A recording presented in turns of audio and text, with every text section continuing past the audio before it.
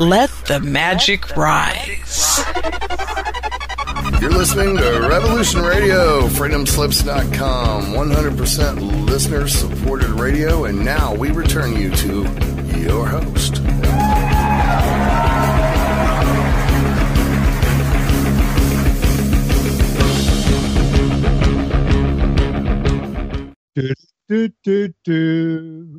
All right. Yeah. Can anybody hear me? If you can hear me, post chat at Rev, please let me know, because I just grabbed the server and I have no idea if we're on air. We had a bit of a problem with everything with server side tonight, as I understand it. We've got a bit of a problem with the server. These things happen. And so yeah, I'm just wondering if I am actually on air. I have absolutely no idea. So I think I'm going to sing a song whilst we wait, because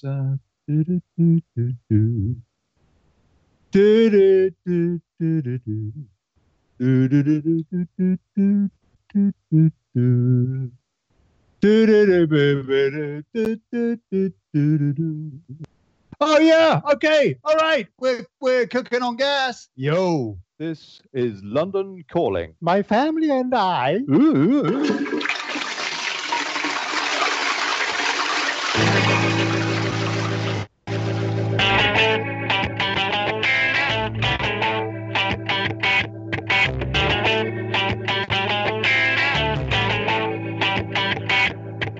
Good evening, folks.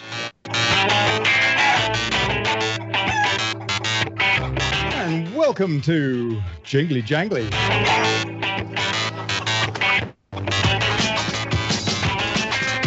Fake news and imaginary views for the post-truth society. Yes, your antidote to reality with me, Olly Connelly, here in Spain. Big cheers to Mona and all the Rev lot. And you can donate a few quid at the site if you like. Hey, yeah, try and keep the servers on. Ah.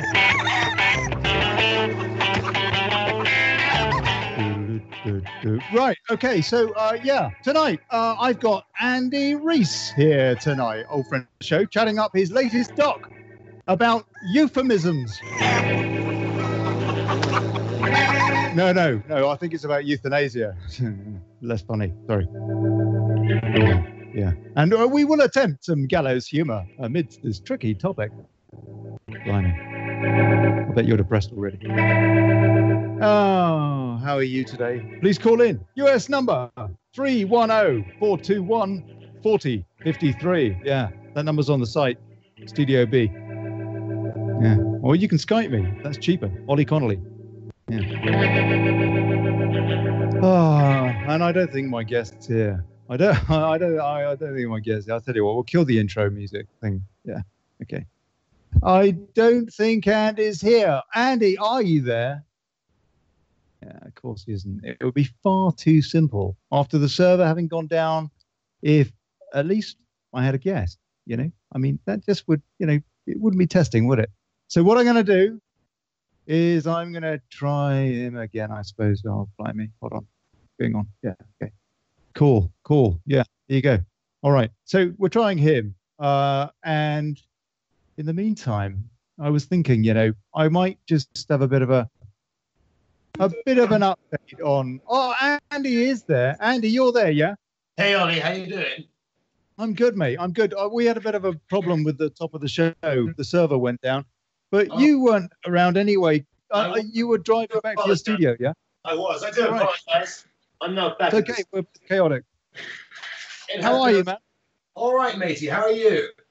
Yeah, good. We haven't spoken for months. He's a very old friend of mine, is Andy. We were at college together years and years ago. He makes documentaries these days, and we had him on the show a couple of months or so ago, talking about one of them about AIDS, which was pretty fascinating, and maybe we'll touch on that a bit later. But Andy's always doing some new project or other, and he'll be telling us all about his latest one in a minute, and it's always quite fascinating. Anyway, yes, and it's it's pretty busy times, Andy. Pretty busy times. You're in the UK. what's your take on what's going on with these new elections? It's a snap election in the UK, isn't it? What's all that about? Yes, well, it's interesting, isn't it? I don't think Theresa May really had much choice. She had to do this in order to crush the Labour Party, so that she has a clear sort of lead through to whatever she needs to do, which is going to be incredibly complicated over the next 3 or 4 years. And I don't think she really had much of a choice. I'm actually surprised so many people were so surprised. Do you think that people were surprised, or do you think they were annoyed? Because frankly, she's going to do very well out of it. Well, she is. Yes, of course she is. Yes. Obviously, and obviously there is a large part of the population which are annoyed. But I think people were. The knee-jerk reaction was, "Oh, how terribly surprising!" It does make sense, though. I mean, as you say, she needs to negotiate one of the biggest bundles of deals, one way and another, that the country's ever had to face, and she's got to do it in 2 years, and she can't be, she can't be pilloried by, all of this, trying to do everything they can to derail Brexit, all of that lot. And she's only got a slim majority, 17 seats or something. It's only 17 out of about 650 MPs. And so she has to, this way, she's likely to get a majority more in the region of somewhere between, around 60 plus, maybe. Yeah, quite possibly. Absolutely. Also, presumably, the people that are going to be elected are people that are going to be more in line with her agenda, because I've noticed that a lot of the people they're putting up as candidates are being handpicked by Number 10 and Conservative HQ. Yeah.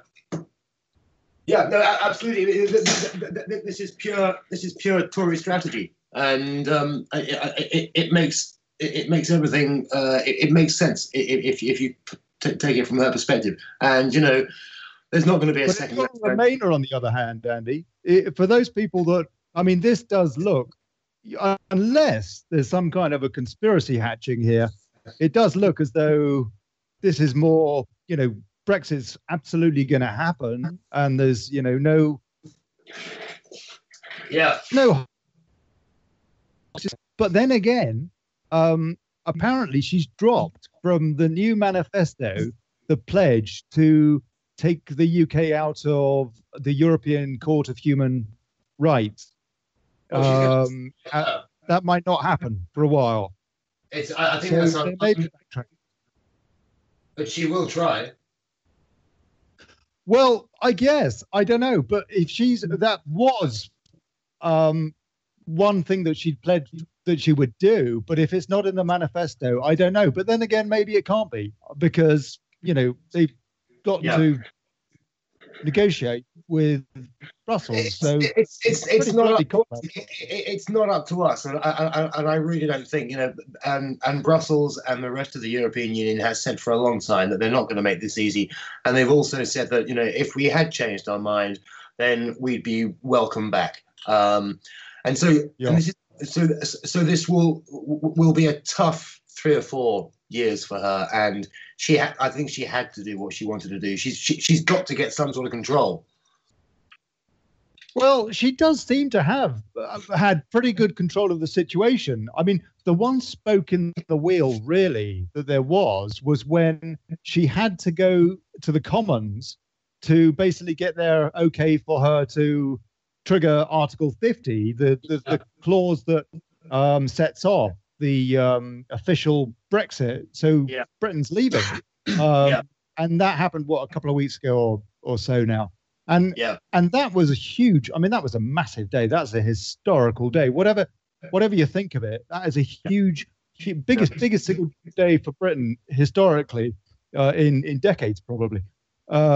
Yes, I think you could argue. But the only reason she had to get the Commons to okay that and to vote for it, and they did, was because of Gina Miller and her campaign, her court case. It's true. Which was fair enough. A private citizen, personal citizen, took the government to court and won. and the Supreme Court ruled that the government had to allow Parliament to have the final say on whether or not to enact Article 50. And so Theresa May, she went to the Commons, and they voted, and then the Lords threw it out on a technicality. And then the government said, look, we're not having any of this with the Lords. You're not even elected members. You're just, a load of cronies, basically. But, they have a purpose as well. They've done some good stuff, the Lords, in their time, I have to say. But anyway. But that was the only reason she had to go to the Commons. So she's actually, then it went back to the Commons. They passed it, and the Lords said, okay, it's twice the Commons have passed it. We won't obstruct it this time. And so Article 50 was then passed as promised by the end of, March. And then, so that was a month ago now. Anyway, blimey, I tell you, this year's going. But so that's she's actually had it, considering she's only got a majority of 17, she's had it pretty smooth. And the reason she's had it pretty smooth is because those MPs know damn well that when the election comes along, and they didn't know whether it was going to be a snap election, they didn't think it was, as you suggested, a lot of surprise. They basically, went along with the referendum result because they're scared of losing their seats. No? Yes, they absolutely are. They totally are. Everyone's scared. Yeah. A lot of them will, eh? Yeah. A lot of Labour people, a lot of the Labour MPs. But what about the Lib Dems, Andy? Because they are pro-second referendum, throwing the whole thing again. Yeah. Which is never going to happen. Which is never going to happen. I think possibly something which is a more interesting sort of realizable conclusion is that the SNP could become the opposition. The Scottish National Party, as opposed to the Lib Dems, which is another UK party. Yeah. Well, you say that, but the Scottish Conservatives could win some of their seats this time. They did extremely well at the last election, the SNP. They gained so many seats, practically all the seats in Scotland they gained. And that's why Nicola Sturgeon has been such a thorn in Theresa May's backside, more than Labour, the opposition, by a long chalk. It's true. Because she's been saying, we want another referendum for the independence of Scotland. Yeah. And throwing up that one. Yeah. So it's blimey, it's busy, isn't it?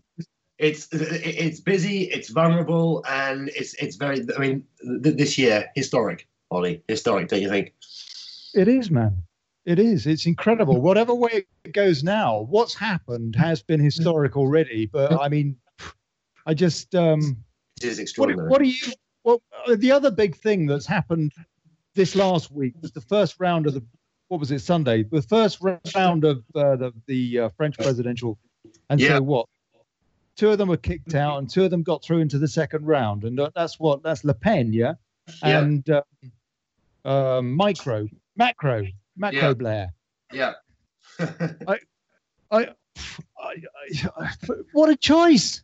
what a choice! Exactly. Oh, man. Can you tell us a bit about those two candidates, Andy, mate? Well, Le Pen is just. She's. I think what's interesting about what Hollande has done with Le Pen will sort of set a premise. But it as you say, it's a very two people. It's not easy, and the current state of what's been happening now and recently in France. We're looking at a very strange and sort of right-wing environment all over the place, and these people aren't going to go away. I honestly don't think Le Pen. What is Macro? He seems to me to be one of these Blair-type third-way characters who doesn't actually have a set of policies, apart from. I look at my smile and I'm so youthful, and I'm really trendy because my wife's 20 years older than me, but actually I'm probably gay and won't talk to you about that. That might not be right, that last bit. I might be wrong there. Yeah. Can we quote you on that? He's come here as something to fight against, and I actually don't know what he's particularly standing for other than against. Exactly. He seems to be, his policy seems to be not Le Pen. Yeah, precisely. That's it. Exactly. Yeah. He is pro EU. He Yeah. is very pro EU. We know that. Yeah. But it really, I think it's really a case of, as the Guardian was saying today, you know, the French people literally have a choice between two evils. Really, it's the lesser of two evils. You know, and it will be very interesting. Difficult, very difficult. I was listening to Nigel Farage. I've been listening to him a bit. He's on LBC these days, which is a station in London, lbc.co.uk or something, and it's very good, LBC. Well, Nigel Farage is very interesting. It's very interesting hearing his take on it, because he's more of a commentator than anything these days. I mean, he's still in MEP, but he said he's not going to run in this election as an MP.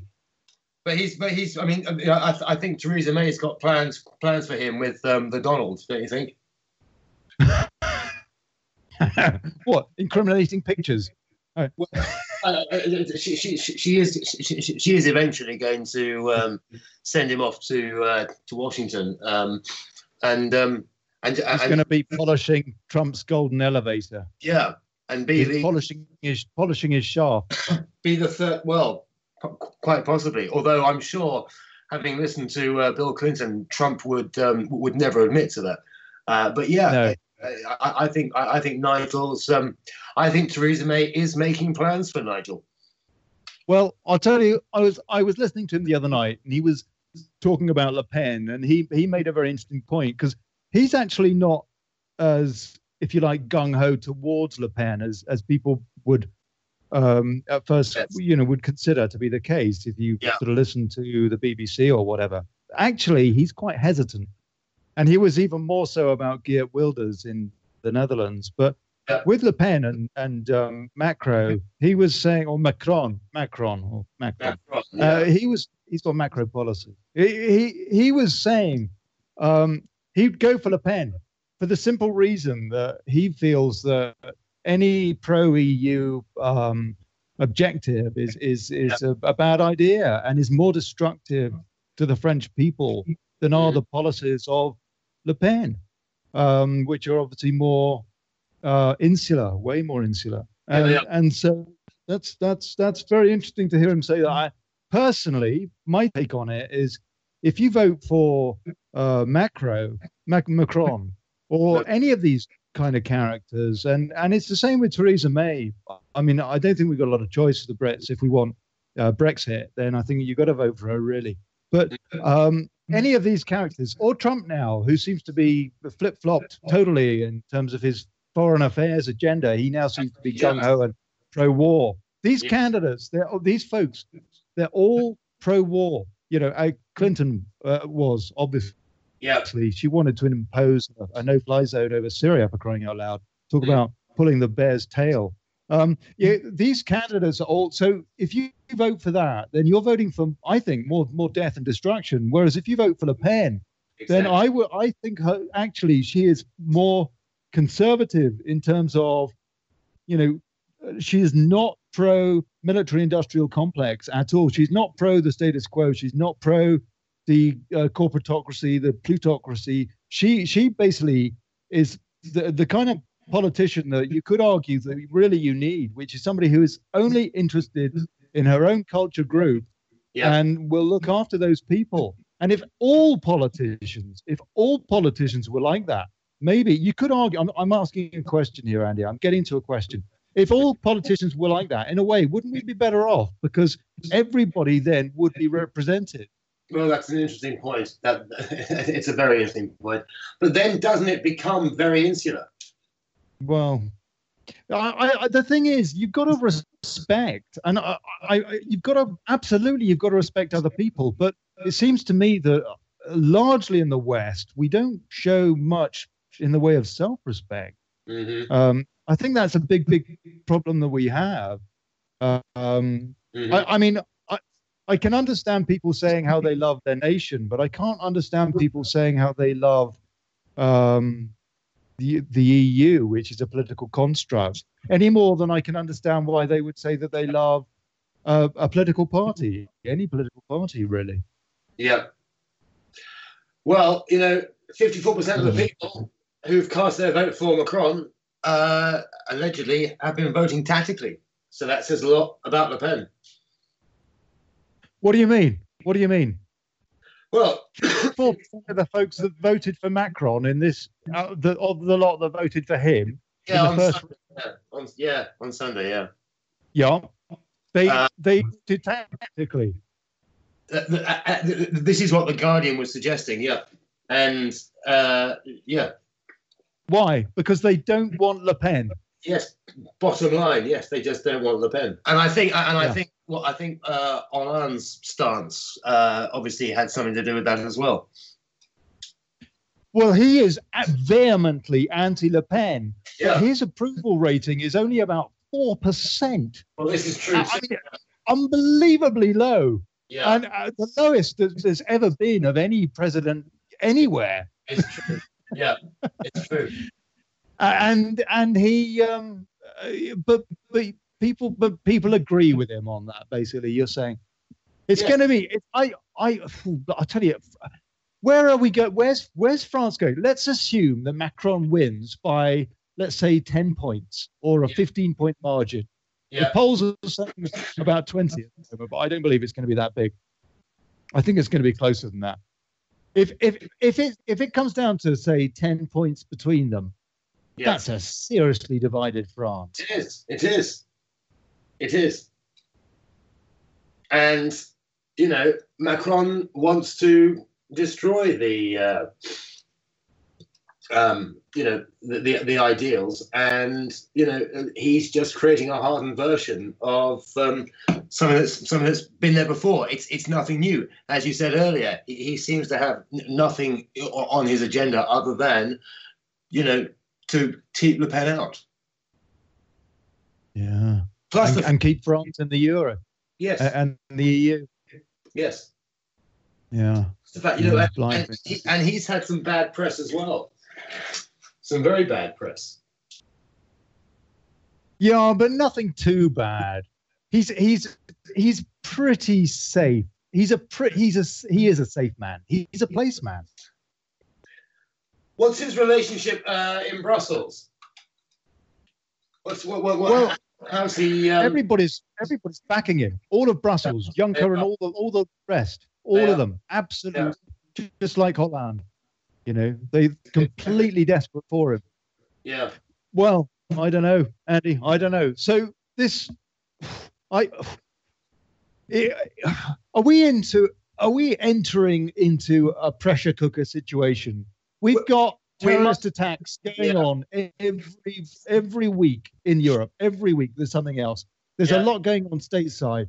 Only today there was some nutter running around down Whitehall, outside the House of Parliament in London, with a bag full of knives or something, or at least he had a knife, and he was taken down, and he's a Brit.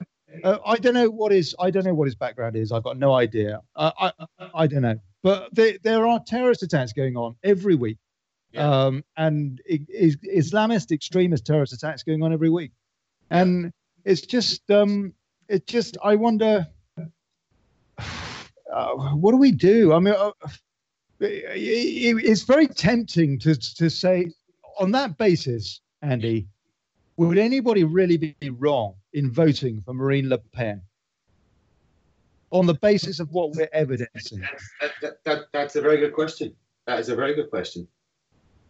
Left-wing abstention, I think, is France's biggest concern at the moment. Really? Yeah. Because they're, all over Europe, terrorism, Brexit, etc., etc. There's confusion, political confusion. And what is it? Some left-wingers say that neoliberalism is as bad, if not worse, than fascism. It's kind of you could argue it is a pseudo-fascism. Yeah. And I'll give you an example of that. Probably the best example in a way. although a very sort of subtle one, and that's political correctness. Yeah. That is a way to stop people discussing things and a way to vilify people through word association. Yeah. And half the time the dictionary is misconstrued awfully. And this is a great way to push fakeness. And I think that's really terrible. It's a very subtle intrusion onto our liberties. But it's all around us, and I would say that's one good example. But and then we're looking. Okay, so we go over the other side of the pond, Andy, and we've got Trump, and it seems that in his case, he's U-turning.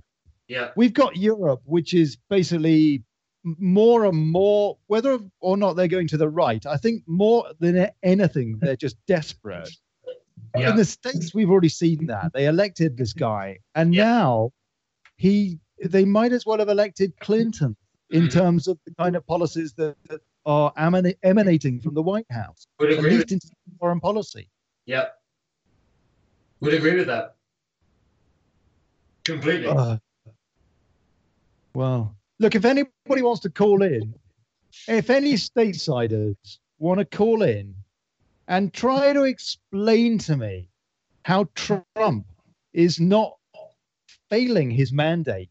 Now, I'm not saying his mandate was right or wrong, but the fact is that he seems to be U-turning on everything. If anybody wants to call in and put us right on that, that would be great. Or if you just want to have a moan and a bit of a rant, then that would be great too.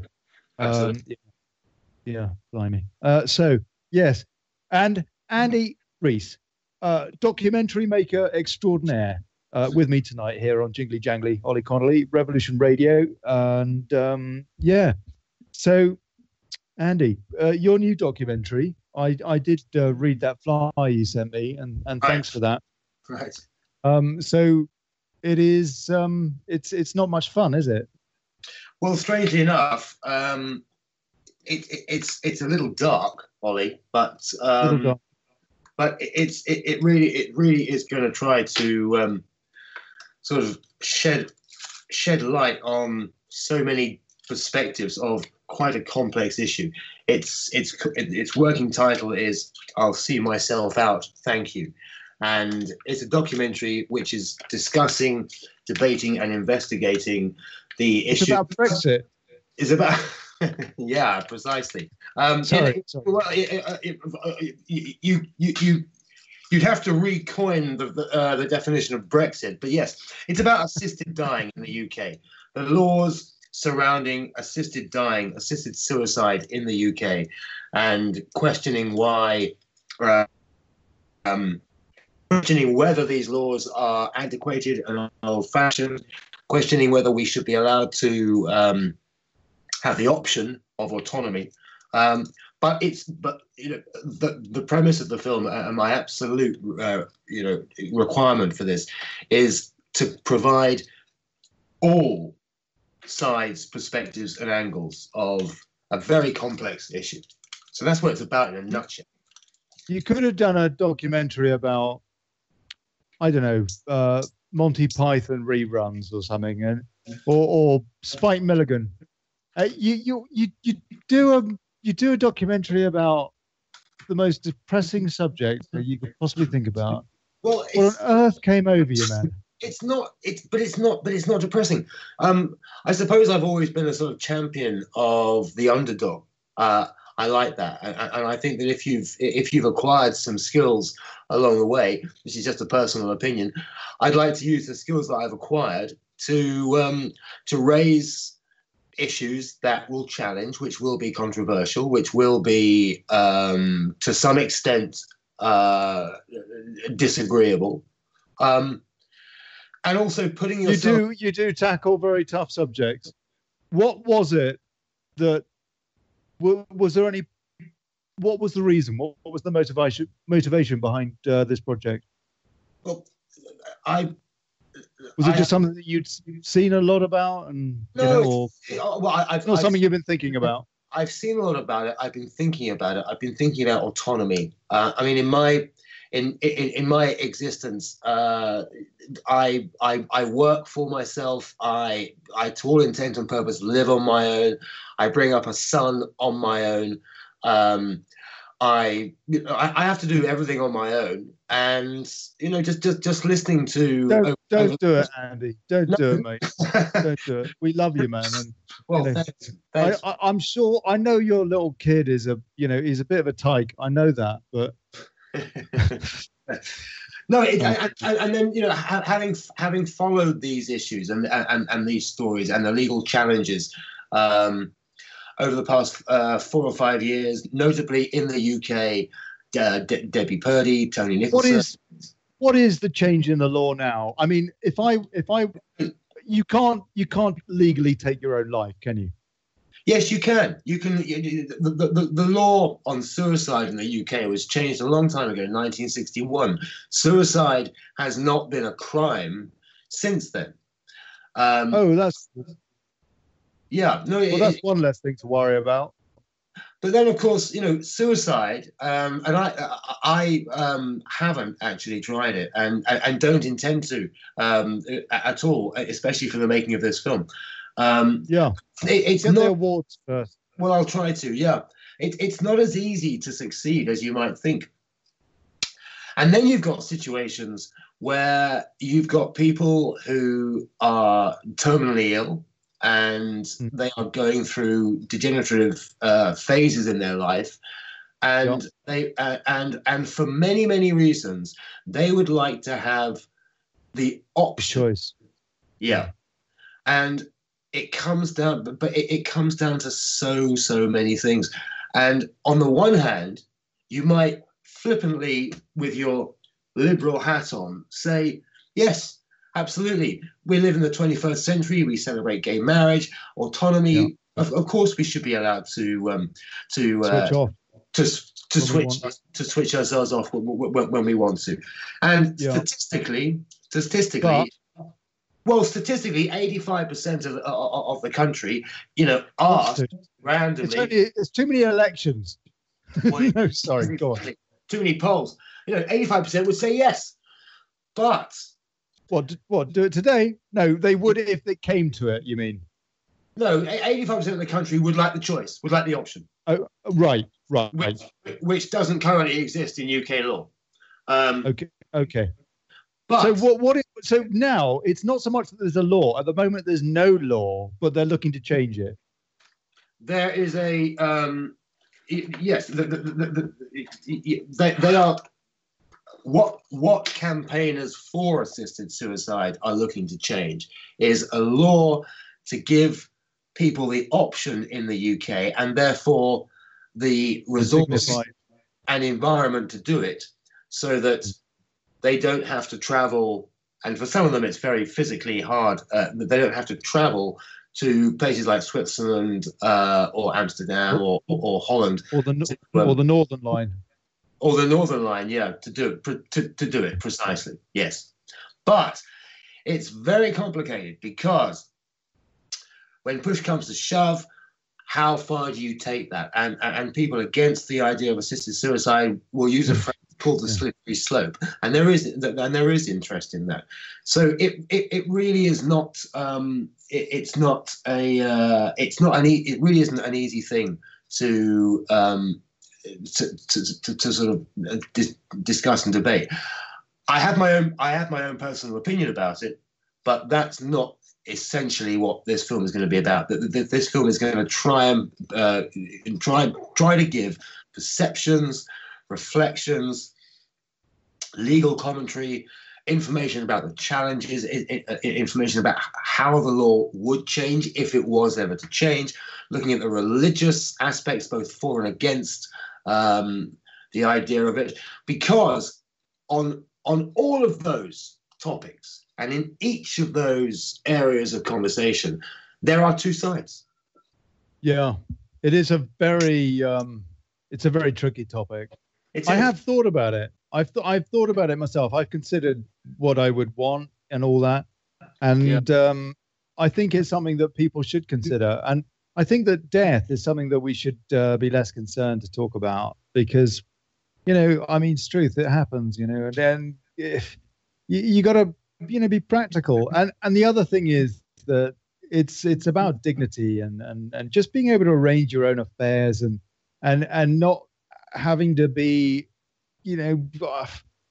well, basically, it's just ridiculous that. Well, having said that, there's all the, as you said, if you like, the liberal line. I guess I kind of go along with that.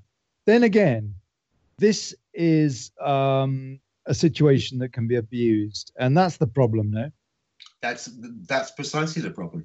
And in order to ensure that doesn't happen, it has to be tackled and discussed and debated very, very carefully, because you could get to a situation, for example, in Oregon, in the US, assisted suicide is legal, yet nice place to go, nice place to check out. Quite possibly, but then again, but then you see, how far you take it. I mean, I was in the phone book in Oregon, Andy. I was in the phone book. Sorry, I had no idea. How could you possibly have? I had no idea about this. I thought I knew so much. I learned something new about it every day. I lived there for 8 months. I was in Ashland in Oregon. I was in San Francisco for about 3 months. Yeah, but I didn't know.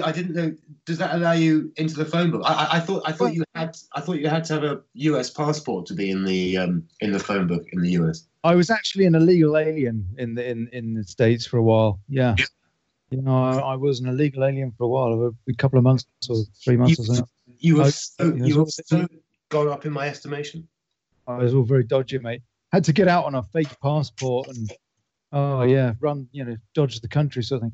Oh yeah, big times. No, that was years ago. That was anyway. Yes, yeah, no, but I was in the phone book just because I was living there for a while, and they put me in the phone book, which was very nice of them. But sure. Anyway, Andy, sorry, go on. Yes. Well, in Oregon, in a nutshell, and I am sort of praising a little bit.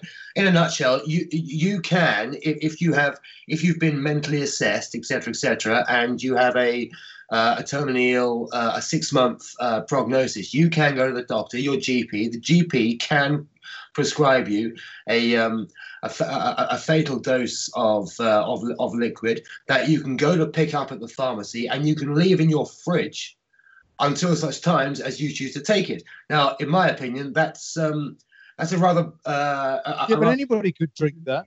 Well, that's the point. Yeah, you injected it. Yeah. Precisely. No, you can drink it. Really? And that's the point, of course. So, and then in Switzerland, obviously, it's done with much more. Well, you're allowed to keep it in your fridge in Oregon? Yes. Amazing. Is it not law in Oregon that every household has to have a gun or something? I think that might be law there. Or they were trying to put it on the statute, something like that.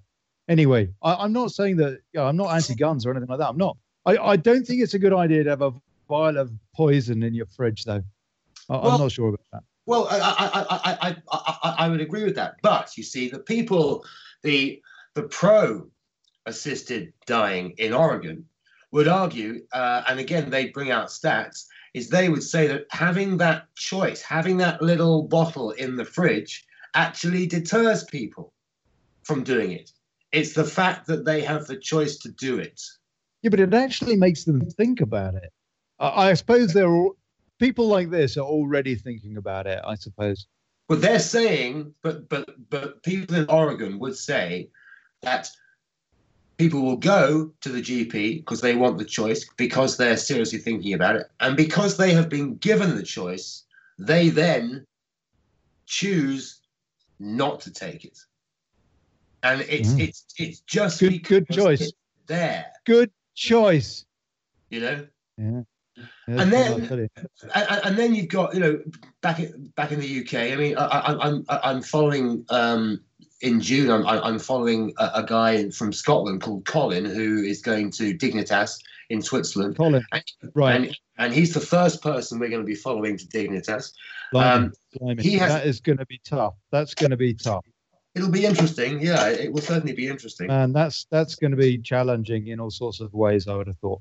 And I'm also trying to put myself out on the line here because as a filmmaker, I don't just want to be a reporter here. So I'm going to make a documentary about it. But Colin has asked me to accompany him, be his official. How do you know him? How did you get to know this chap? I met him through research of this film. So I am putting myself on the line here because it's likely that I will be not as much as Colin. Well, indeed, but then sorry, sorry. But then for Colin, why is Colin choosing to do this? Because he has a very rare form of multiple sclerosis, and he's had it for 15 years, and he literally can't do anything. His quality of life is nigh on zero, and for him it's a high five moment. For me, he's asked me to be his accompaniment because he doesn't think that any of his friends will be able to emotionally take it. Now, that puts a responsibility on me because it is likely that I will be arrested and questioned as to whether I accompanied or assisted Colin. And, of course, I wouldn't have assisted him at all. The actual fact of the matter is no one in the UK has ever been charged with it, but the charge does carry a 14-year jail sentence. Okay, hold that thought, Andy. We'll come back to that because I've always thought you should be locked up, and so we'll find out a bit more about that in a minute. We got a break coming up. Yeah, I think we've got a break. Now I always get the timing wrong for this bumper at the top of the hour, so let's see if I get it right tonight. My guest is Andi Reiss. And we're talking about assisted suicide.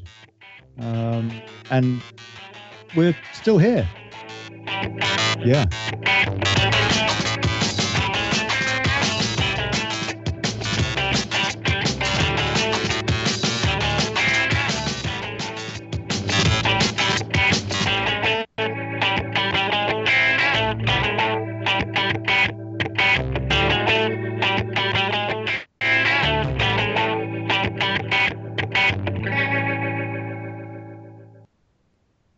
So I got the timing wrong. Yeah, I got the timing wrong. I'm going to get that right. Andy, now is the top of the hour. We'll be back in a couple of minutes. God bless you. Yeah. Let's have a break.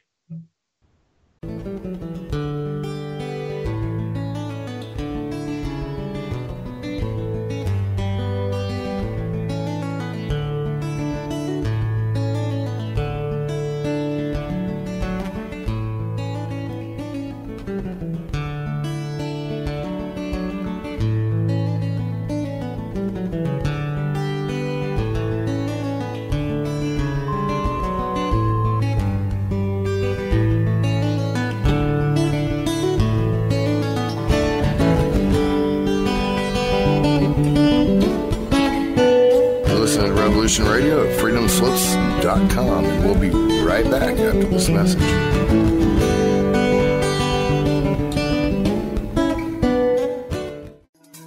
Listen in on Mondays, 8 Eastern Time on Revolution Radio for Journeys with JP. With a variety of guests, each giving their perspective on their journey into the now. Join me and my guests Mondays, 8 p.m. Eastern on Revolution Radio Studio B. Don't make me angry. You wouldn't like me when I'm angry. See how the trouble you've started? Join us here on Revolution Radio, Monday through Friday, 2 p.m. Eastern on Studio B, for a politician, patriot, social savant, businessman, former investment banker, and Veterans Today columnist, Mike Harris. Listen to Mike as he exposes the corruption, sedition, and terrorism within our own government. He knows our system is flawed and that obstruction of justice is all too commonplace. His show, Short End of the Stick, pokes at this corruption with eloquent style. That's Monday through Friday, 2 p.m. Studio B, for the short end of the stick with the man who should have been elected governor of Arizona, Mike Harris. That's right here on Revolution Radio.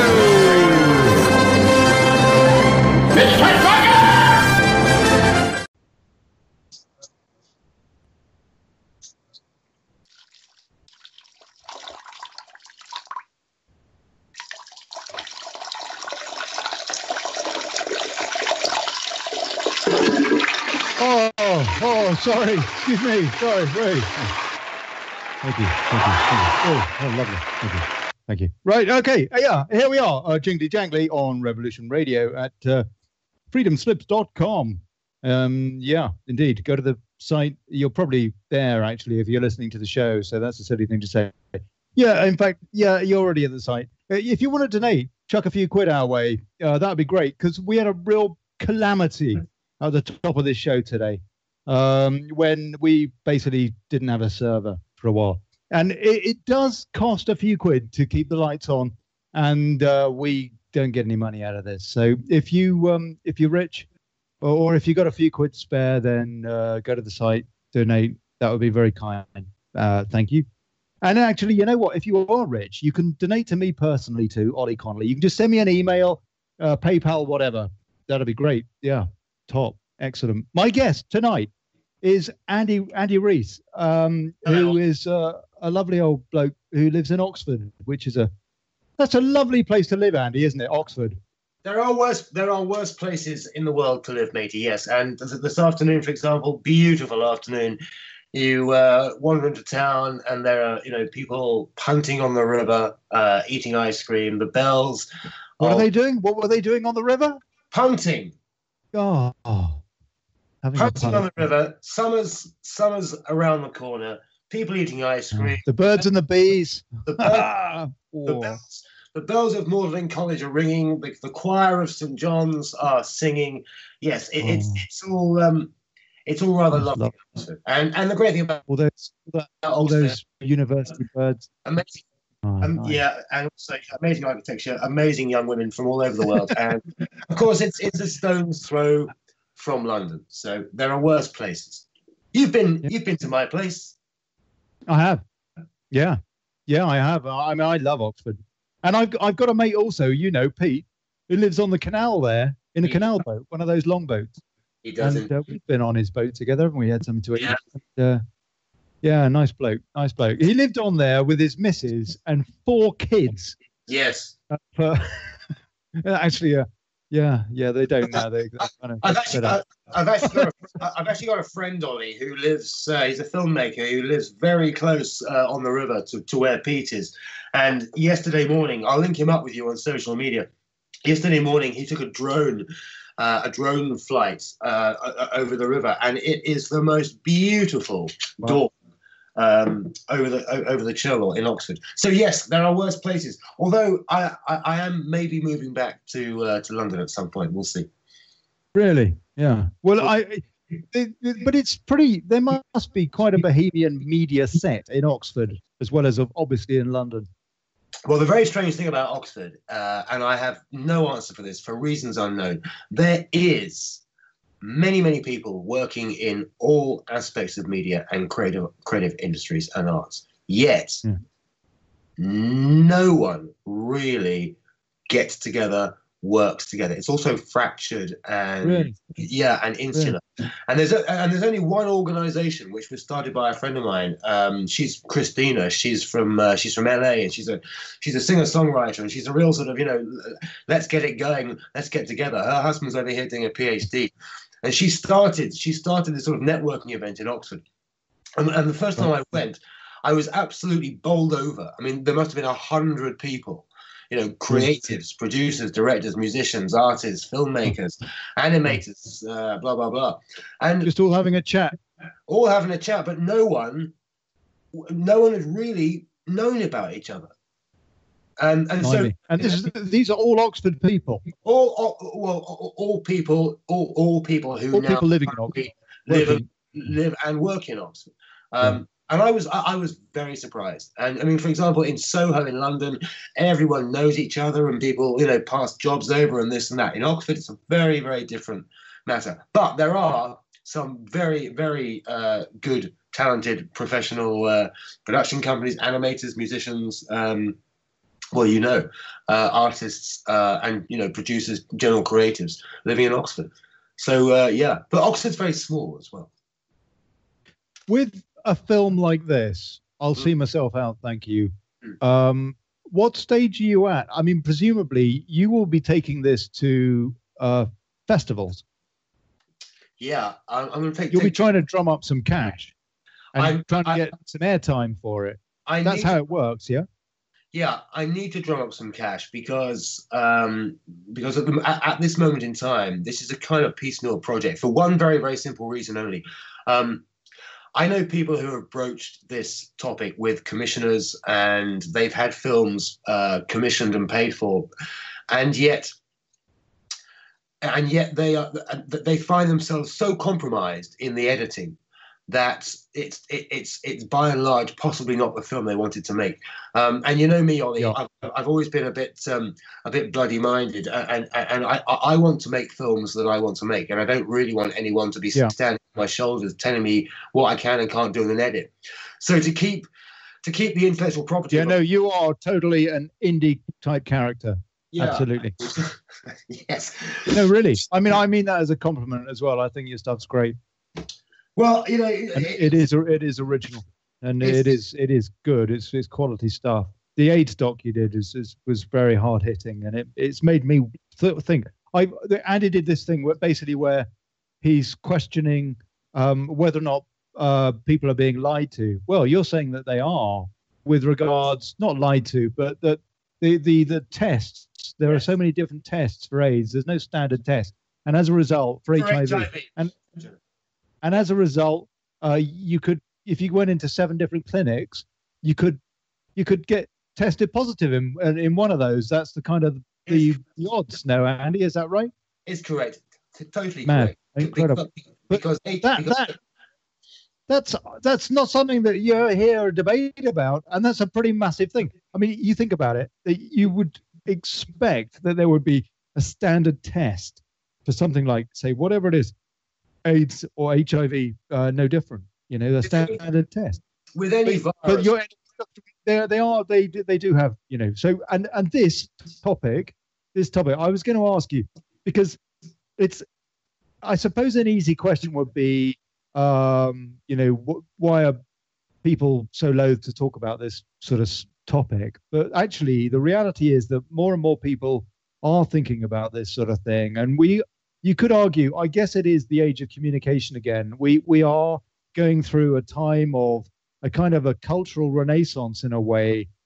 Some of us more secular folks, do I mean? Yeah. As opposed to, more kind of non-religious type thought sets are now talking more about stuff like this. And we're more open to discuss things like this, is the reality, Andy. I mean, it is kind of trickling through. Are you talking about assisted dying and not HIV? Yeah, well, both actually, but really I'm talking about assisted dying.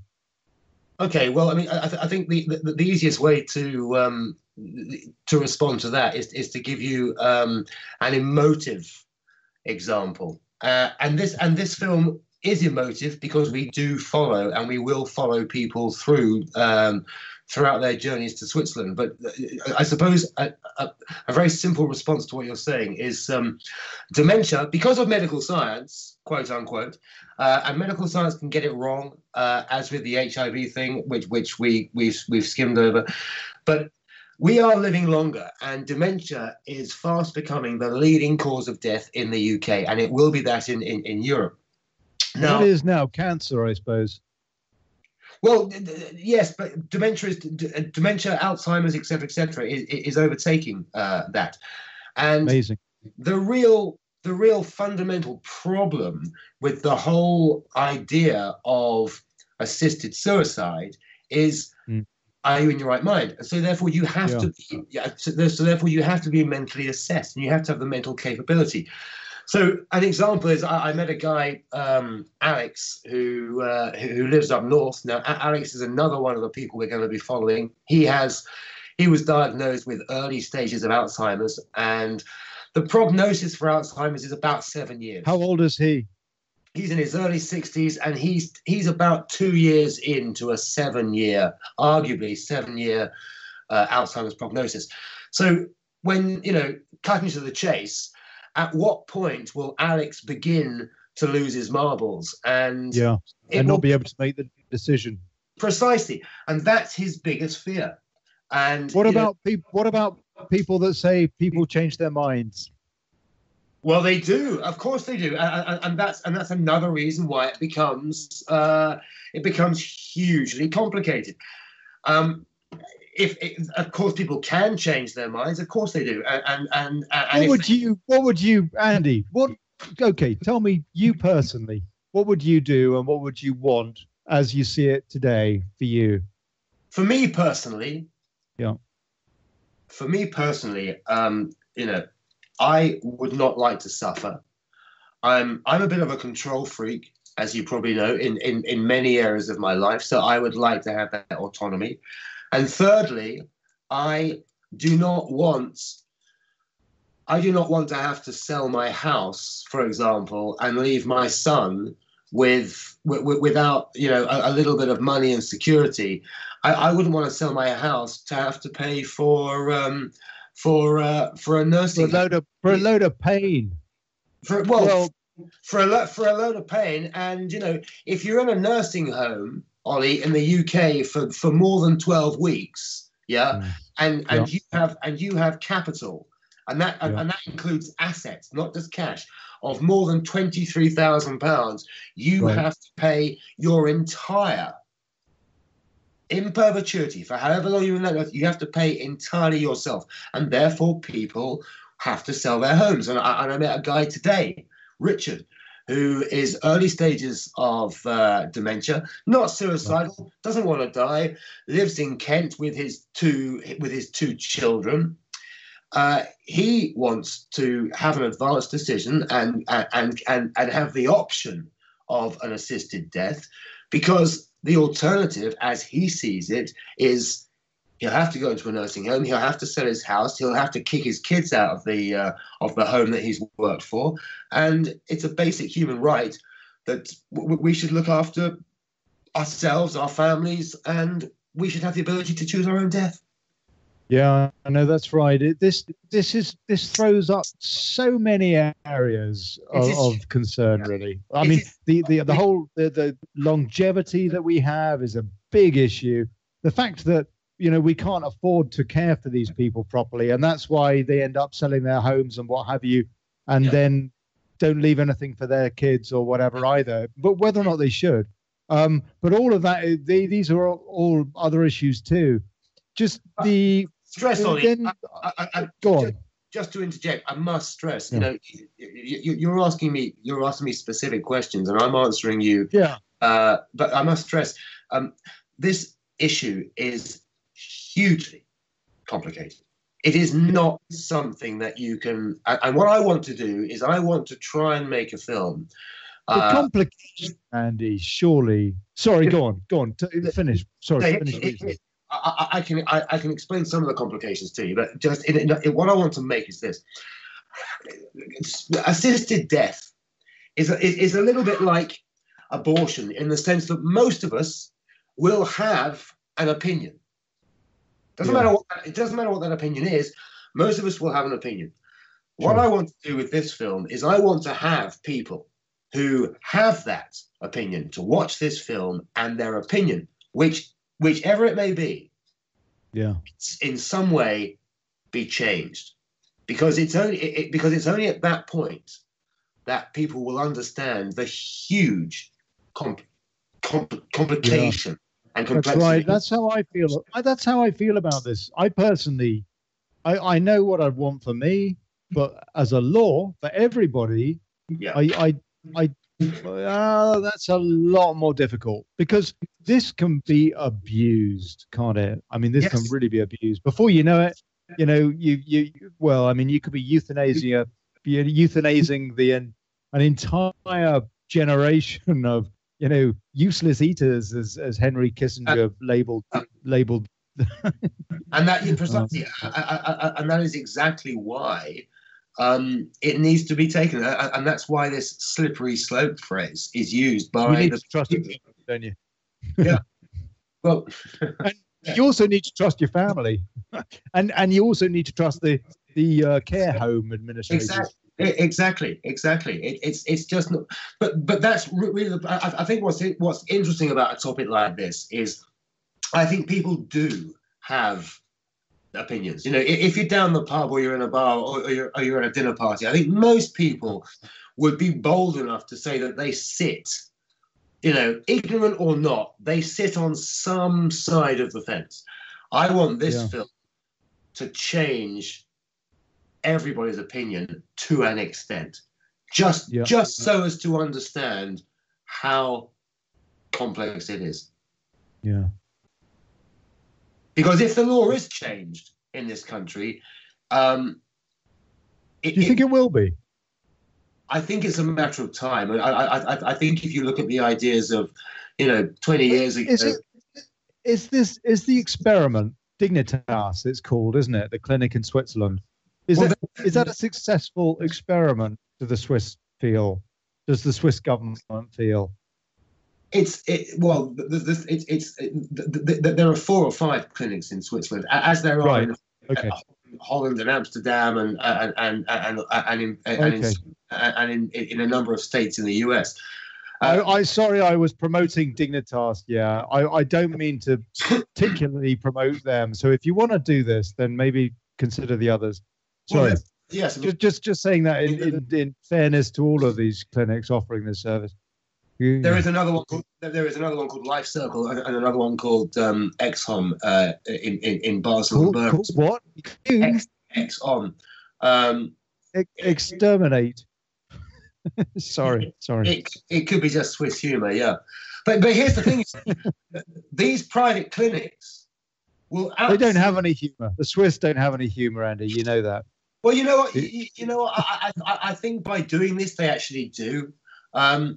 But you see, the thing is, the doctor who we are going to meet next week, who presides in Basel over these procedures, these AVD procedures, she has said on many, many occasions, I do not want people from the UK coming to my clinic.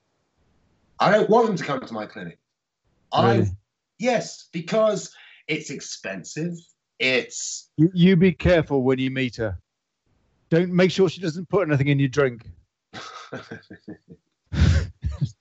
She doesn't want that. She wants the people to. The guy who we're going to follow. And what about Tony Blair? Would you welcome him? We could. There are a few people I can think of we could send along. Tony Blair. Diplomats for the UK. Tony Blair is welcome to apply. He has to have a mental. He has to have a psychological assessment, and of course, Tony Blair is welcome to change his mind at any given time. He's got a mad eye, Tony Blair. Have you noticed that? He's got one eye which is a bit crazy. A lot of people do, actually. He does. He's got one eye which is positively berserk, and the other one is kind of more or less rational-ish. You've got 2 eyes that are positively berserk. Yeah, different reasons. Yes. Different directions, totally. Different, yes. But yes, yes. It's about, but it really is, Ollie. It's so important to understand that the film I'm trying to make it does not advocate necessarily for one side of the argument or the other. It's trying to expose the law and the enormous complexities surrounding the law and the huge ramifications and implications if that law is changed. Or it is a massive. It's a huge. It is a massive thing to talk about, to think about. The whole aging population thing is just a massive thing, isn't it? And now with automation coming in, we're going to have such an upheaval in society. It's the most incredible upheaval the biggest change since, I don't know, we kind of left the fields and went into the cities in terms of work. Is this next one, we're going to lose our jobs entirely because there's going to be some robot doing it. Well, indeed. And we're all getting older too. We can't afford welfare anymore, really. It's all kind of getting to up, to topside skew with. And well, I don't know. Maybe that's what we need. We need lots of these clinics. The one thing you should do, the one thing you absolutely should do, is write yourself an advanced decision letter, because that is the one thing. It's not legally binding, but it's the one thing. I mean, heaven forbid that you find yourself right above us tomorrow because those two berserk eyes are looking in different directions, and you're lying flat out in a coma. If you've got an advanced decision to say, do not resuscitate, blah, blah, blah, the law will respect that. The paramedics and the medical fraternity will respect that. If you don't have that, your wife could be paying for your life support. The state could be paying for your life support for many, many years. And it could be stressful and hurtful and desperately heartbreaking for all of your friends and family. Well, I'll tell you something else, Andy. I'll tell you something else is that you may find that the decision of whether or not to terminate is left with your family. And that this actually happened to me with my father when he had a stroke, and it was pretty serious. And we had to decide, me, my sister, my brother, and our stepmother, as to what to do, whether or not to basically apply palliative care, which is basically just, giving him some morphine or whatever and not feeding the patient. And so the patient basically, fades away. Yeah. And so and we took that decision and felt it was the best thing, but it's a very, very difficult decision to make. And in the case, I have to say, this is quite a personal thing, but in the case of my father, we were told that he would, he could survive, but that he would have no standard of life at all, and it would be all pretty miserable. And so we made that decision on his behalf, and he was 79 years old. But yeah, this is very, very tricky, and it has to be said to folks who've got aging parents out there that it does make life a lot easier if you know what your mum or dad wants. And in the case of my father, I didn't know, but on the other hand, I knew the kind of character he was, and I was pretty confident in my part of the decision that we jointly made. But it was very, very difficult, and it is, Andy, it is. These are the kind of things that the biggest decisions that you take in your life on behalf of other people. They can happen at any time. Whacked in the face at a time when you've got all sorts of stress and goodness knows what and emotional things going on, and it does help if people do actually talk about their own, kicking off that mortal coil thing. I mean, on a slightly broader topic, we simply don't talk about death enough, and this needs to be had. I mean, I'm not saying that we should be going into schools talking about advanced decisions and assisted dying by any means, but there are so many people that just don't think about these things, and in the same way that people don't think about private pensions and this and that, and they find themselves having say worked all their lives, and then having to spend all they've worked in order to pay for their care, their palliative care, etc., etc. You've then got situations. It happens. People get run over. People get put into comas all the time, which they can't get out of. And if someone's in a coma for 8 years, and the National Health Service in the UK are paying for that. I mean, and there's no remote chance of recovery. Do you know how many hip operations and kidney transplants could be afforded if only those machines had been switched off, for example, 8 years ago? It's a huge amount of money. Oh, yeah. Yeah, absolutely. I tell you, this is another minefield area, isn't it? I can imagine how many patients are in that kind of state that are reliable or reliant on the state, or on anybody for that matter.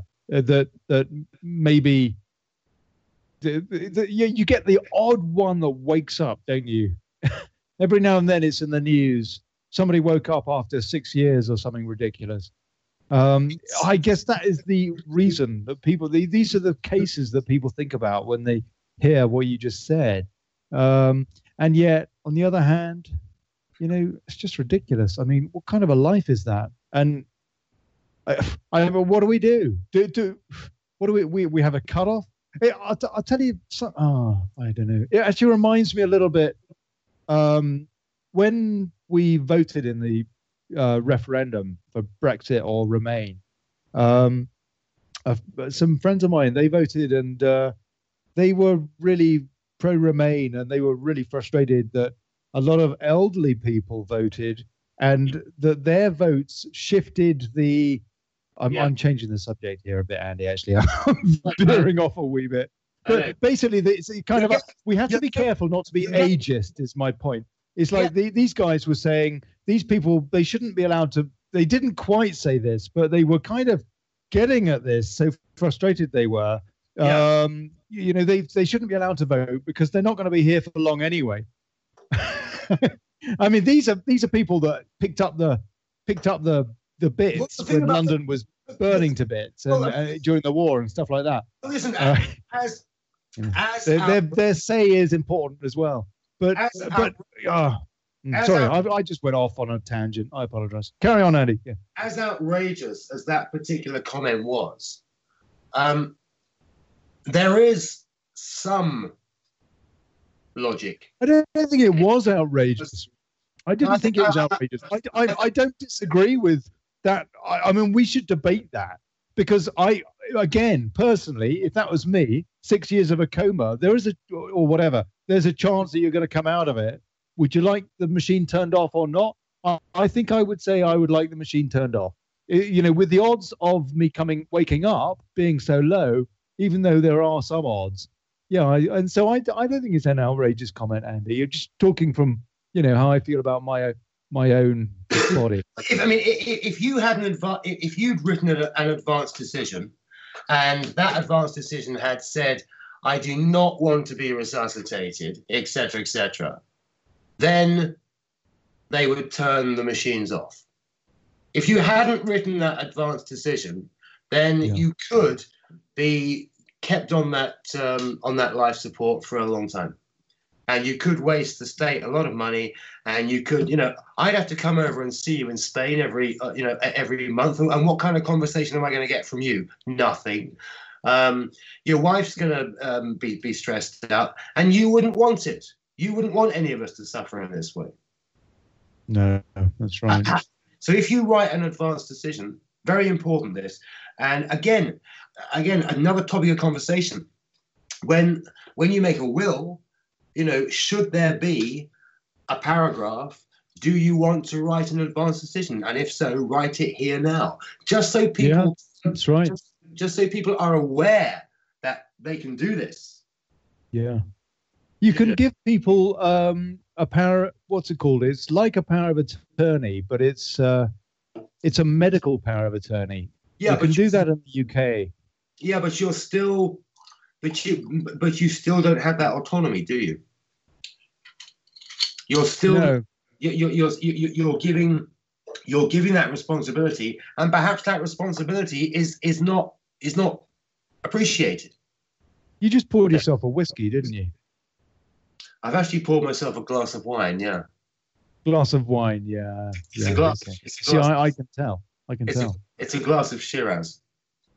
Because it's been a long day today, and I've got a very early start in the morning, so I just thought I'd have a little little glass of yeah.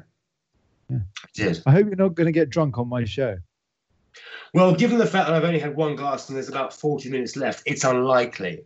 But yes, of course, I would never get drunk on your show, Ollie. I very rarely get. Don't neck the bottle, mate. No necking the bottle. Not going to. Are you having a glass of wine?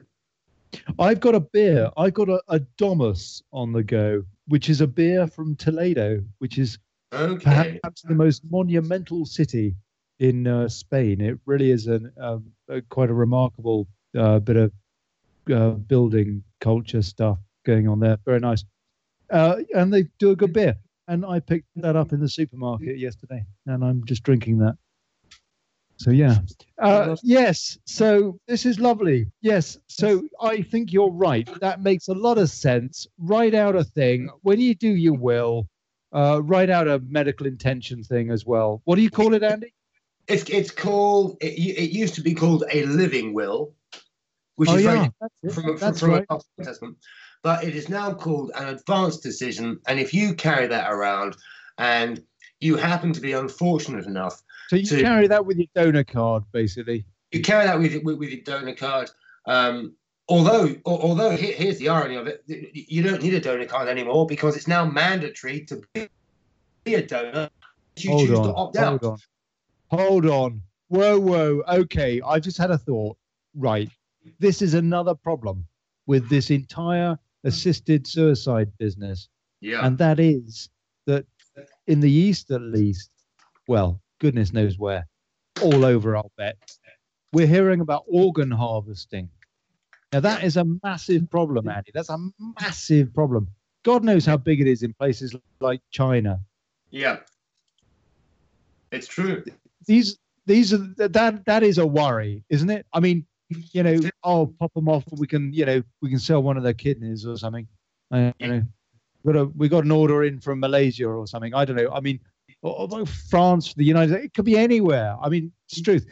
Same as human trafficking. Organ trafficking is another blight on the modern world, no? Yeah, it's cool. Yes, big business.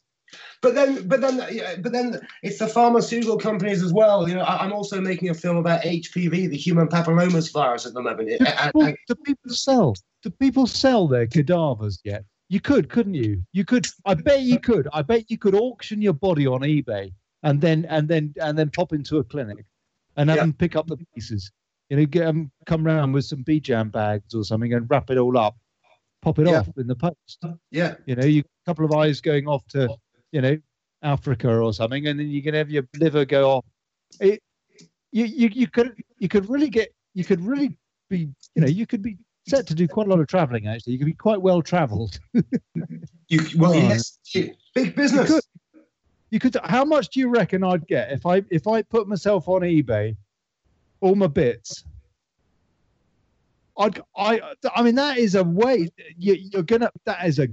that is something you could actually use to boost your estate for your next of kin. I wonder if people already do it. They probably don't use eBay, but I'm honestly just trying to think what bit of yours I would actually bid for. You know what, Ollie? There is one particular bit of your body that I would bid for, and I've always wanted that bit of your body, and you know, my brain. Clearly your brain. Yeah, I would bid for that. Yeah.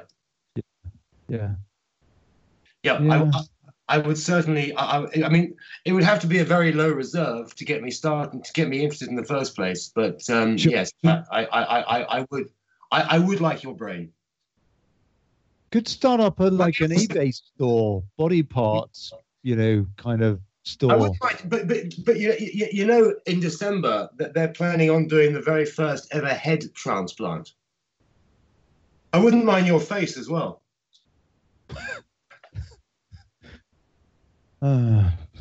Yeah, that's nice. Why are they doing that? Somebody needs a new head. Who needs a new head? There's a Russian guy, paraplegic, who is volunteered. He needs a new body. So okay, it's a body transplant. Well, no, but it's a head transplant. Why would you want to change your head for a different head? Because then you wouldn't know anything anyway, would you? If you swap, This particular guy has a brain tumor, so he wants a new head and a new brain. He wants a new brain. He wants a new. Hold on. No, it's a head transplant. It's a head in December. I'll send you the link. In December, there is a Russian patient who is going to be. It's the first ever procedure, and they are going to literally replace his head. Sorry, that's ridiculous. That's the most ridiculous thing I've ever heard in my entire life. I'll send you the link right now. He don't know anything about it. He might as well just chop his head off. If he's going to then take on somebody else's brain, I'm going to assume it worked. I'm going to send you the link right now. Tumor. So it's another topic I shouldn't be joking about. Just check your chat. Your chat feed right now. There are two things I want you to look at. One is the first one, and one is obviously the second one. And yes, there is a surgeon who wants in December to perform the very first head transplant, and that is extraordinary.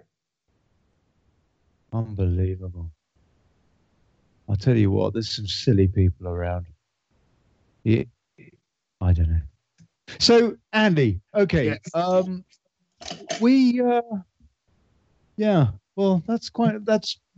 guess at least we're talking about this. But this is one of those intangible topics.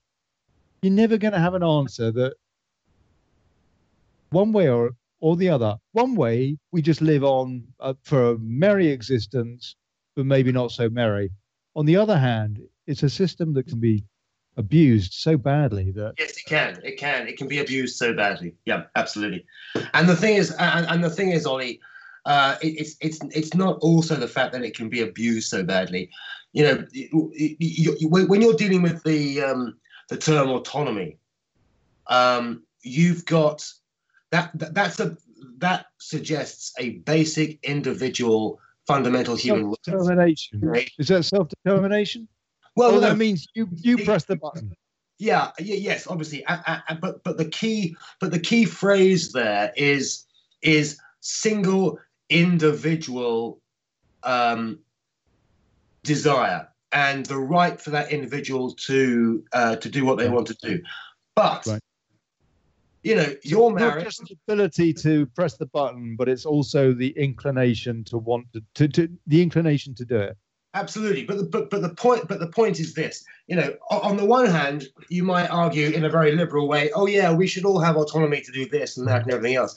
By the same token, as we go through life, we divide our existences up. We share our lives with people, we get married, we have children, and who's to say at that point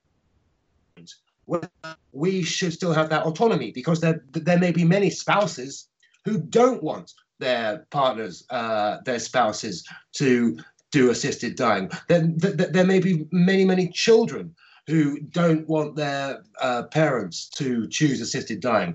So the whole idea of autonomy and individual human right comes into question there, because the moment you do have friends and family and this and that and kids and spouses, you're bringing in a whole bunch of other people into this mix that you could be hurting and heartbreaking and damaging for life. But that's just because they're being like snowflakes. I mean, really, isn't it? Because actually, it's nothing to do with the kids or the wife. It's up to the individual. It's up to the individual to decide. Surely, ultimately, something as important as that. In your opinion, and possibly, okay. I want to remain very much the investigator of this topic, but that is the point. I personally would like to have the option, if I ever was in the situation that I could make use of it. But my son, it's unlikely, but maybe I'll have a partner in a few years' time. Maybe they won't like it. How does that affect? And you can't just say, well, it's up to you. It's your basic human rights. This is where the complexities of this issue lie. It's very it's not easy. No, it's not. Easy. No, it's not. It's one of these big questions in life, isn't it? But so they do it well in Switzerland, though, don't they? I mean, on the face of it, it seems to be well regulated, because it's not as though, like you mentioned the Oregon story, and that's amazing to me. That's nuts. But on the other hand, in Switzerland, you can't just have a vial of poison in the fridge, sort of thing. You've got to go to one of these clinics, haven't you? So it's kind of like a halfway between being able to do it where you like, or not doing it at all. Which is the way most Western countries, or any country kind of, wants it to be. So this way, at least, there's a kind of and it's easier, relatively easy to regulate. You would think, you would hope, you would kind of assume a country like Switzerland, that there would not be, if there is any organ harvesting, for example, that it would be really, really low, very isolated cases, not at all, not something that you need to be concerned about as an endemic issue, for example. The cost of assisted suicide, assisted death in any of the clinics in Switzerland is about 10,000 UK pounds, and almost half of that goes towards an instant cremation. So the idea of there being any skullduggerous, organ, oh really? I didn't know that. It is highly unlikely. And I mean, I'm obviously going to find out in a few weeks' time. But from what I've learned and what I've read, and from what I've heard from people who have been there, to take people, to accompany people, the process is very peaceful, is very calm, very quick, and actually a joyous event.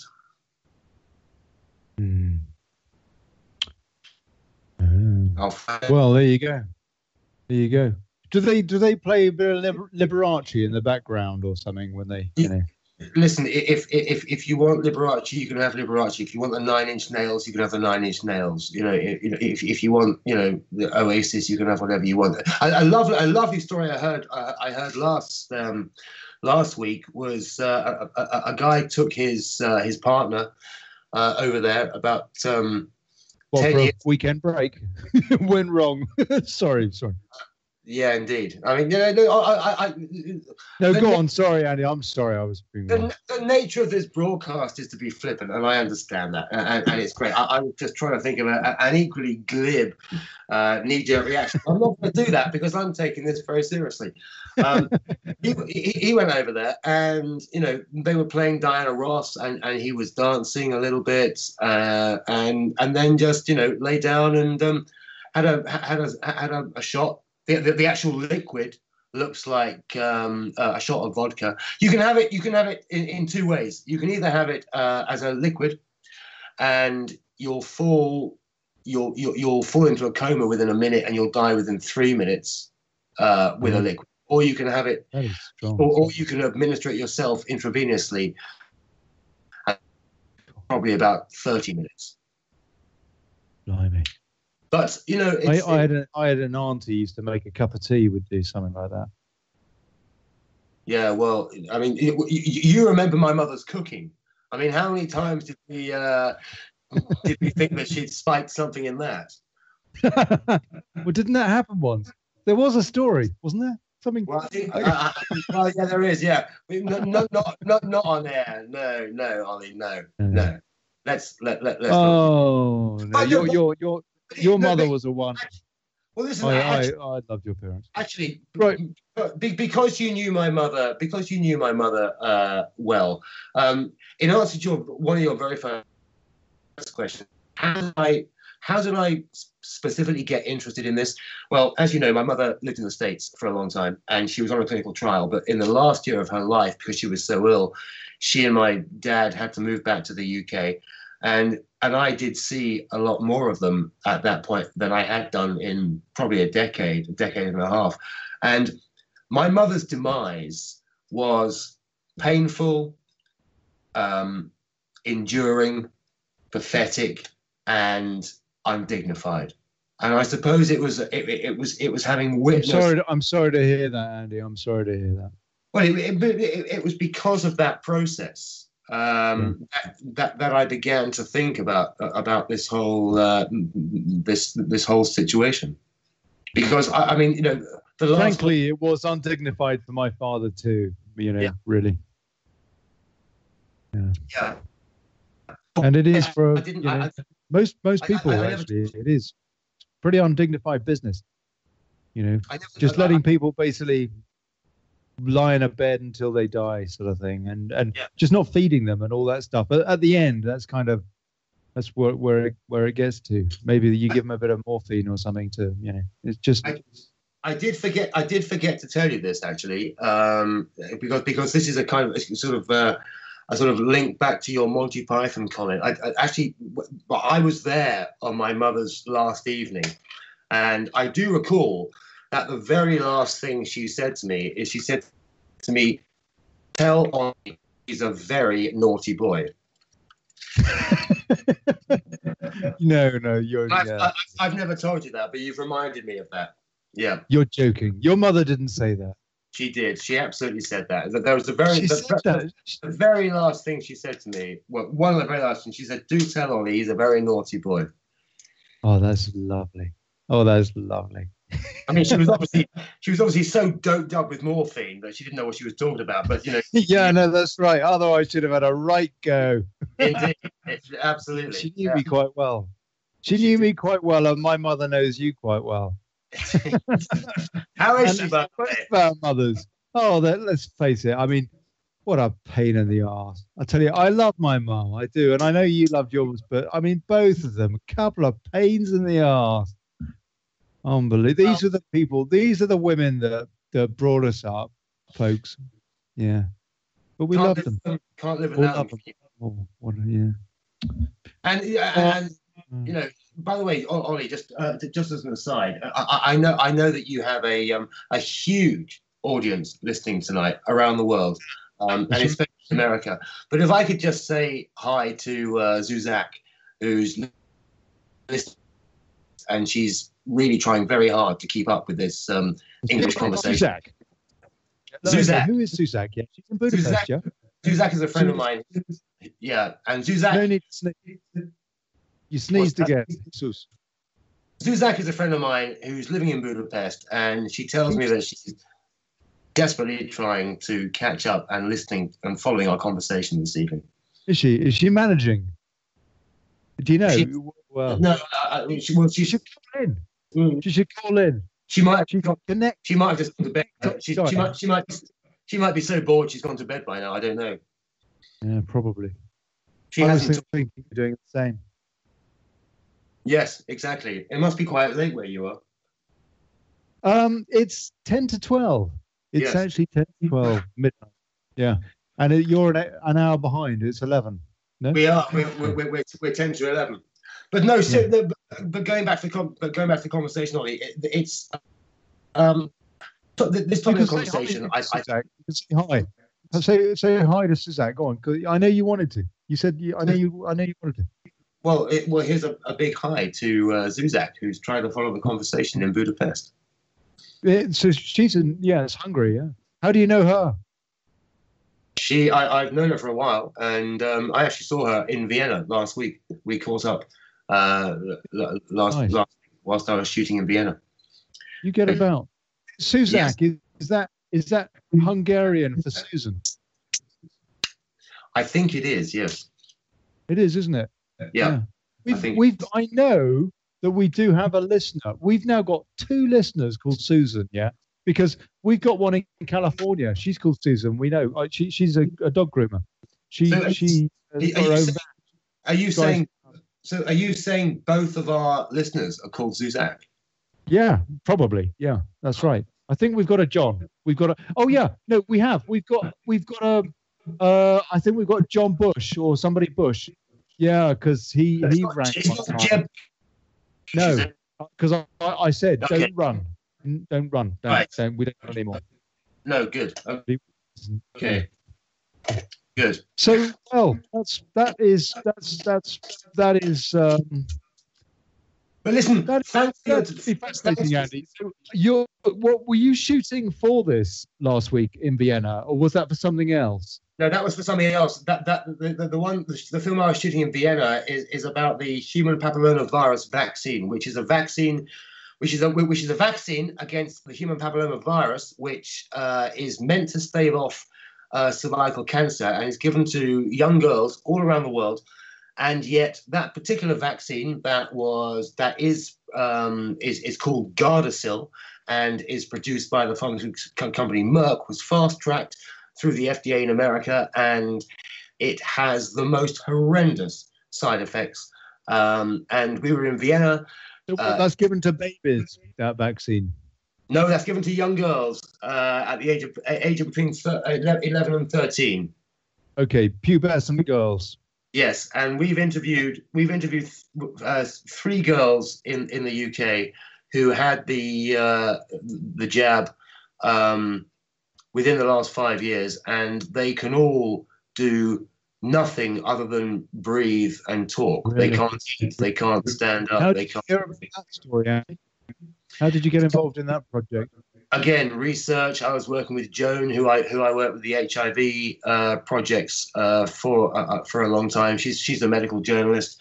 It came about. It was challenging, controversial. The medical fraternity will not look at us at all. This vaccine, to all intent and purpose, shouldn't be on the market, and yet no medical doctor will challenge it. This is a common I'm involved with loads of activists on Facebook, just basically sharing stuff, and so much of my wall of my feed is about vaccines. There's a big trust issue so far as vaccines are concerned, and I have to say, if I were a parent, well, you tell me, because you are. How many injections has Charlie had? Well, Charlie's mum and I have had many conversations about this. I am fundamentally against vaccination. Charlie has had, he had rubella, MMR, and polio, but it's actually coming up right now as to whether he should have the flu jab. And having done my research, etc., I would not want. That's not a vaccine, though, is it? The flu jab. Well, it is, but it's an annual thing. But it's a vaccine against a potential virus. But hold on, we never got flu jabs, and if you are given a flu jab, I don't know. Educate me. Well, we never had the flu jab, and so what does this come down to? It comes down to money, and in Australia. What do you mean? It comes down to money. Here's the really frightening thing. Okay, this doesn't happen in America. It doesn't happen in Europe or the UK. But this particular drug was not held properly. Okay, it was fast tracked through its process. In Australia takes a lot of money from the pharmaceutical company. They they benefit. In Australia, if your child does not have the jab, you lose your benefits. There's a phrase, no jab, no benefits. So if you're on Social Security and you choose not to have your child vaccinated with the HPV jab, which has been fast-tracked and is not reliable, arguably, if you choose not to, you could lose all of your Social Security. That is an infringement on human rights. I'll tell you what, mate, I'm going to be fascinated to have you back on the show to talk about that documentary as well. So is that the next one? We're running out of time here, mate. Or is that the next one? They're running concurrently, and I'll have the TV film finished within the next 6 weeks, and the assisted dying documentary is a bit more of a slow burner, but within the next sort of 6 months or so. Andy, thank you so much. Thank you. Really, really cool to have you back on. It's always lovely to have you on the show and just have a chat. And I hope you'll come back on soon. Just, we'll think of an excuse, because it's nice to catch up with you, mate. Well, thank you for the time, matey, and always good to talk to you. And thank you for the airplay and the chat. It's always good. Oh, superb. So that was Jingly Jangly, a bit. I don't know. I hope that didn't depress you too much.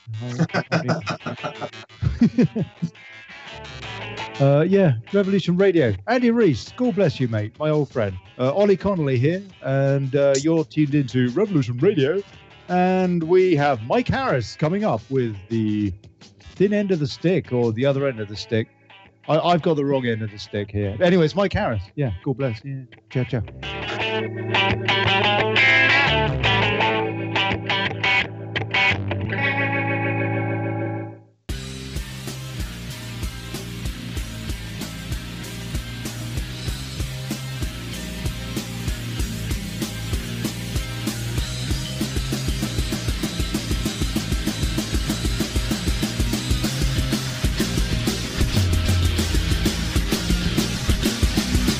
Thank you for listening to Revolution Radio.